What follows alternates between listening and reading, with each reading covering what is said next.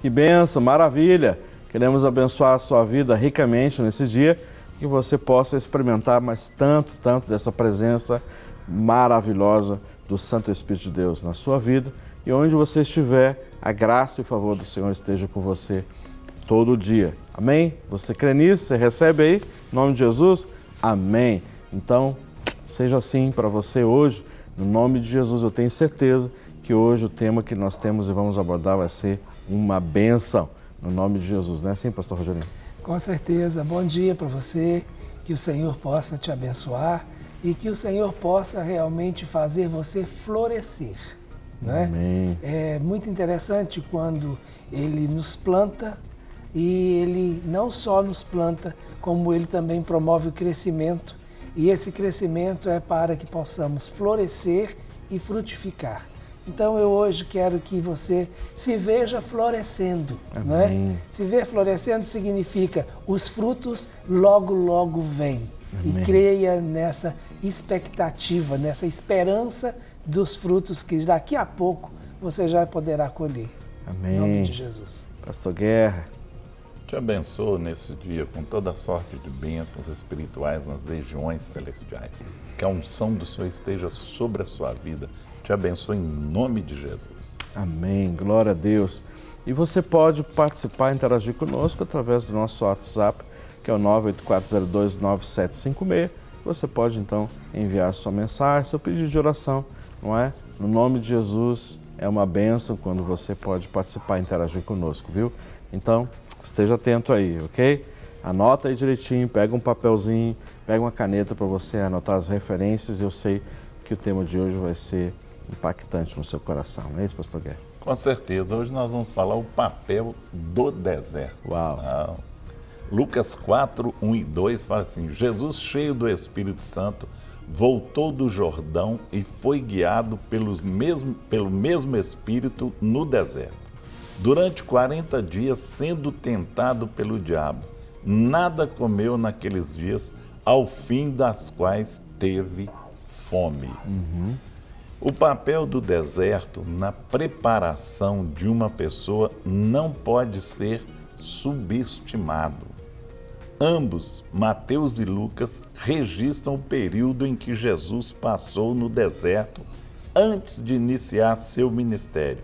Ele ficou 40 dias sozinho, abstêmio de comida, da agitação de pessoas e de distrações. Ambos os evangelistas escrevem que esse foi um tempo determinado pelo Espírito Santo. Mas o que acontece com as pessoas durante esse período de solidão? Lucas nos dá dicas e o pastor Rogerinho nos dá dica também. É desse jeito. Eu quase ia te perguntar se tem eucalipto no deserto. O lenhador cortou. Pois é, porque é o papel do deserto, então... É verdade. O lenhador foi lá e cortou. Mas isso é pra gente só descontrair um pouquinho. Com certeza. Porque quando a gente fala em deserto, normalmente as pessoas têm uma certa aversão a essa situação de deserto. Né? A maioria das pessoas chegam até a pensar que o deserto vem como uma punição de Deus ou vem como consequência de um julgamento de Deus, né? Ou algo que a gente fez de errado e que acabou indo, né, para essa situação de deserto. E sempre, não sempre, mas na maioria das vezes, o deserto é tido como esse lugar ruim.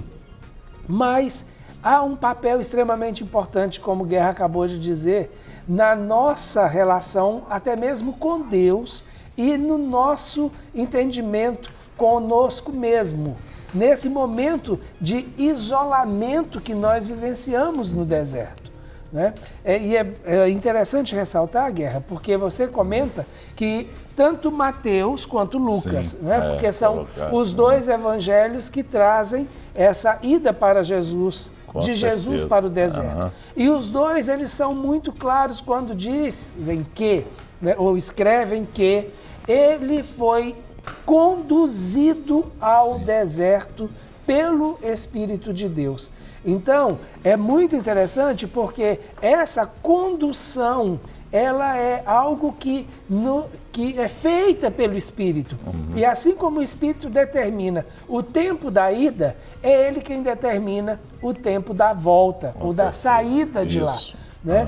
Agora, muitas lições que a gente poderia até colocar dentro dessa perspectiva, as lições do deserto, mas aqui é o papel, é o que o deserto faz em nós, né? E isso é extremamente importante. O quanto que esse tempo no deserto, nesse momento na vida de Jesus, foi importantíssimo para o ministério de Jesus. Tem uma coisa que eu acho interessante, isso, né? Rogério, que muitas vezes Jesus ia chegando em determinados lugares e os espíritos malignos se manifestavam e identificavam Jesus, né? Então, ou por que nos viestes atormentar antes do tempo? Tu és o filho de Davi. Então, em muitos momentos, e Jesus os repreendia e os calava.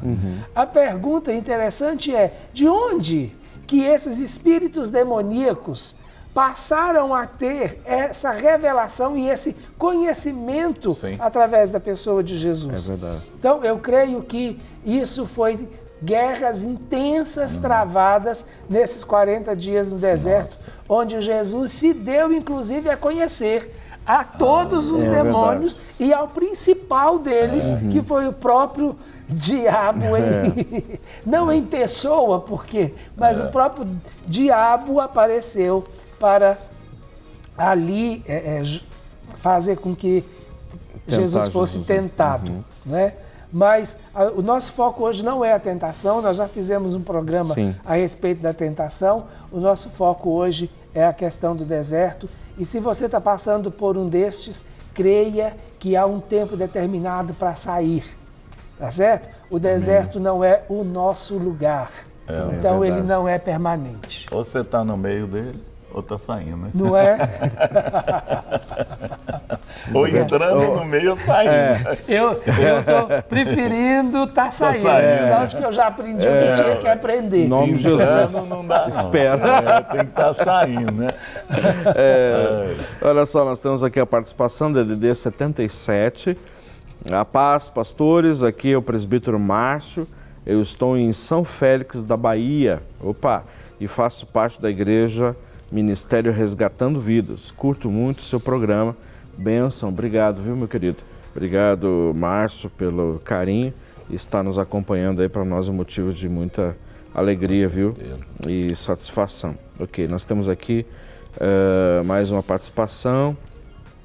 Bom dia, amados pastores, parabéns pelo programa.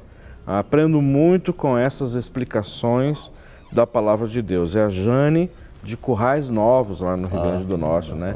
Grande abraço, viu, Jane? Deus abençoe.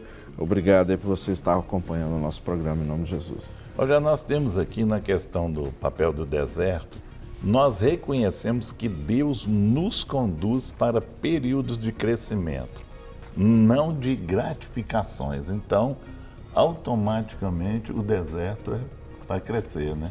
E com tanto sol, podia dar a impressão que é para diminuir, né? Mas olha, faz sentido, porque quando nós diminuímos, que nós crescemos, não é? Que o cara vai derreter muito, né? Mas é muito interessante, Guerra, porque você coloca duas palavras-chave. Uma delas é para o crescimento e não para gratificação. Sim, com certeza. Claro que essa gratificação, ela vem como consequência do crescimento e do aprendizado que nós passamos pelo meio do deserto. Sim. Mas essa visão da gratificação, ela precisa muitas vezes ser entendida nesse contexto do deserto. Deus, quando Ele nos conduz para o deserto, não é porque Ele quer que a gente passe pelo deserto para saber se a gente pode ou não receber alguma coisa, que é a questão da gratificação. É como se o deserto fosse uma luta e um peso, ou uma corrida, vamos usar a expressão de Paulo como atleta, né? Sim. Como se fosse uma corrida e que o prêmio, a gratificação, está lá do outro lado do deserto. Não, o deserto não é para isso. Não é para uma gratificação nesse aspecto. Sim. Né? Claro que virão as gratificações, mas as gratificações são consequência do crescimento e do aprendizado e das outras coisas que a gente vai ver que o deserto faz em nós. Agora, sem sombra de dúvida, é para o nosso crescimento. Por isso que João Batista foi tão grande. Não é? Verdade. Com certeza. Porque o próprio Jesus diz que não houve nenhum outro nascido de mulher que fosse tão grande quanto João Batista. E João Batista praticamente viveu no deserto. Então, eu acho que já... já descobri... E além disso, além de viver no deserto, experimentou a degola, né? Sim.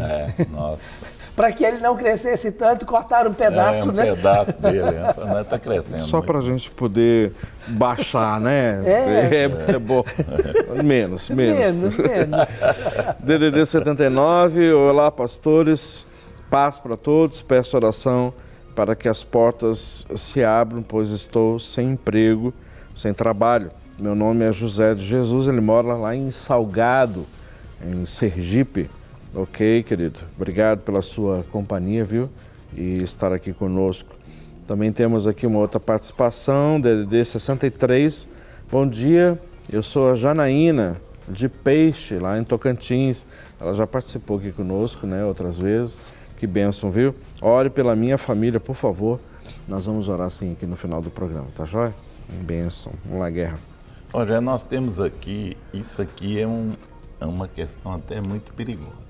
No sentido assim, enfrentamos grandes batalhas e vencemos as tentações de querer tomar atalho. Né? Então tem que vencer essa tentação de querer desviar o caminho. Ou a pessoa perde, não é? Ela pode perder, ou ela cai na mão de, não é? De salteadores do deserto, não é? Então ela não pode sair da linha que Deus colocou para ela, verdade, né? Tem que atravessar e chegar lá. Esses atalhos é um perigo, né?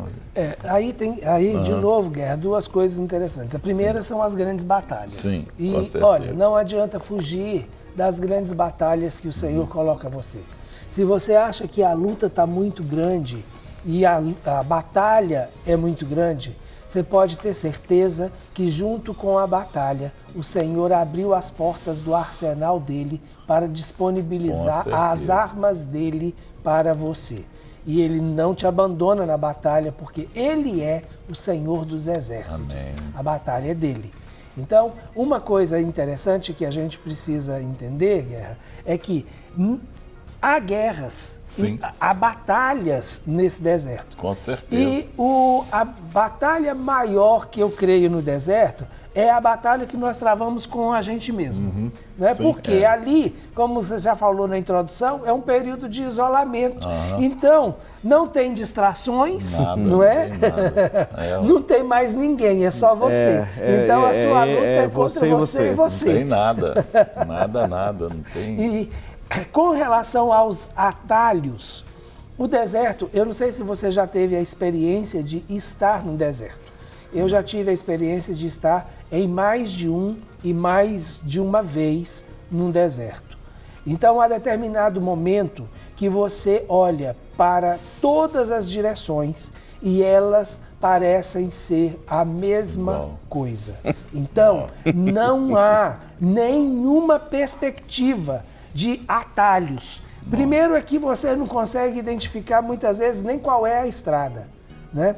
Então, se você tem uma trilha, e tem desertos que tem, né, determinados momentos que tem trilhas ou estradas, em outros momentos nem isso tem. Então, aí a perspectiva de atalhos é nula, porque você não tem nem uma direção, principalmente se for durante o dia. Durante a noite, você ainda tem a orientação das estrelas. Aliás, é lindo. A noite no deserto é a coisa mais linda do mundo, né? Porque não tem nuvem, né? É muito seco. Então, você vê aquela luminosidade das estrelas nos céus e aí você consegue enxergar o que Deus estava dizendo para Abraão com uma clareza muito grande. Então, atalho no deserto, sem chance, sem possibilidades, né? É realmente tentativa de suicídio. Aí a pessoa está correndo um risco, né, muito grande. Aqui nós... Para receber todas as novidades do canal, inscreva-se e se curtir o vídeo, clique em gostei. Aproveite para acompanhar a Rede Super nas redes sociais.